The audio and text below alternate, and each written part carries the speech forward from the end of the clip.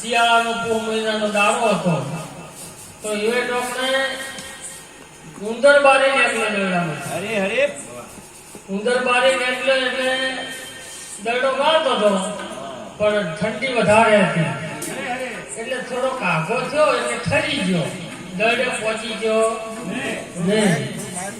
એટલે પેલા હંસ ઉતર્યા એટલે હંસે વિચાર કર્યો હરે હરે કે આ ઉંદર ઠરી ગયો છે એટલે આપણે ઘડી ઘરે પોખમાં લ્યા હા તો એની ઠંડી ઉડે તો પણ જતો રહે.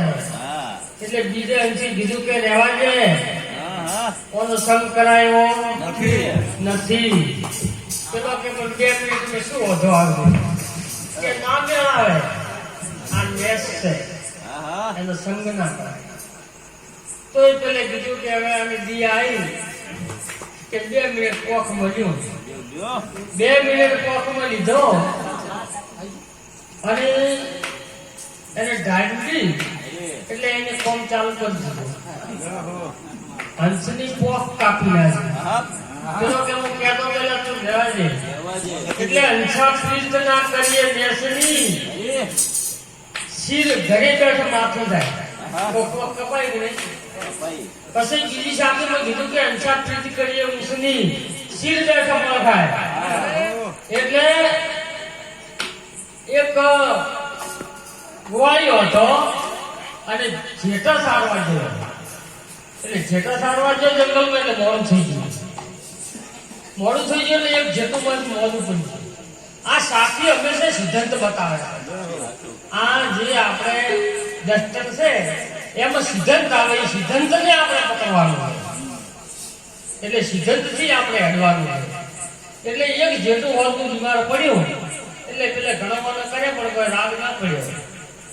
એટલે કહેતા હવે જે થાય ખરો એનો નસીબ. જેઠું વેચીને આવતો એટલે જેઠે વિચાર કરે કે બાપડા ઘડી તો મને મેલીને જતો રહ્યો, પણ હવે મારે એટલે હમી હોજે સિંહ નીકળે શિકાર કરવા, એટલે હમી હોજે જ નીકળે. એટલે એનો પગ પડ્યો હતો. એટલે જેઠે વિચાર કરે કે ભાઈ આપણે તો આ પગ રહ્યો ને એને આશરે બેસવું છે. હરે એટલે પગના આશરે બેઠો.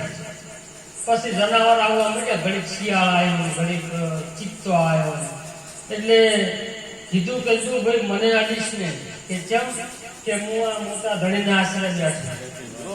એટલે પેલો કે મોટો ધણી ઉડી ચિયો શિયાળ એવો પણ જોયો કે મારા બધા હાથો રાજા.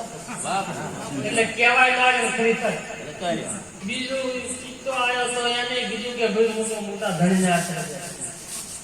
તો એને જોયું કે મા બધો આખો રાજાનો પગ છે, આપણે કોઈ મેળ ના આવે. ના આવે વાત એ જતો રહ્યો. એમ કરતા કરતા ઘણા બધા આયા પ્રાણી પણ પગ જોઈ કોઈ ઊભું રહે નહીં. હવે 4 વાગે સવારના અને સિંહ પાછો આવ્યો. ઈ નહીં પગે આવ્યો અને આમ તો સિંહ હેડે ને એ બીજું જાવર ના હેડે. કેમ કે એની ધંધાણ તો ફોડ પણ ના થાય. જે માર્ગે કેસરી ગયો એ માર્ગે કોઈ હેડે નહીં કે કોઈ એને ખોડી ખાય. વળતા આવ્યો એટલે એટલું બેઠું હતું કે જેટલા રીતે તું ઊભું થા, બેઠા બેઠા શિકાર કરી ના મજા આવે. તું ઉડી તો મોટા શિકાર કર. જેટલું કે જો અહીંથી તમે કે ચેમ કે મોટા ધણીને આશરે બેઠો છે, તમારી તાકાત કરી મને મારવાની. હા પેલો કે આ જંગલનો રાજા મોટો ધણી મારા સિવાય બીજું કોઈ નહીં, કે ઈ મારે કોઈ જોવાનું નહીં. આ વચનની કિંમત છે. જો વચન જે બેઠા એ દર સુધરી ગયા.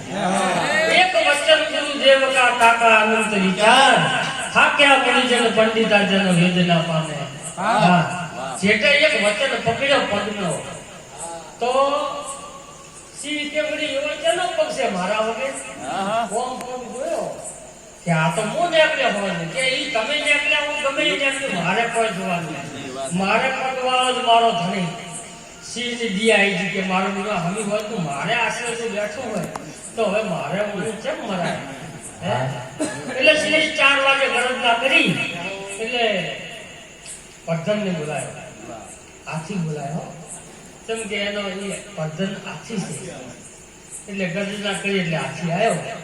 એટલે હાથીને કીધું કે જો આ જેટલું તું તારા મસ્તક ઉપર બેહાય અને હારા હારા ગળા ખોરાય.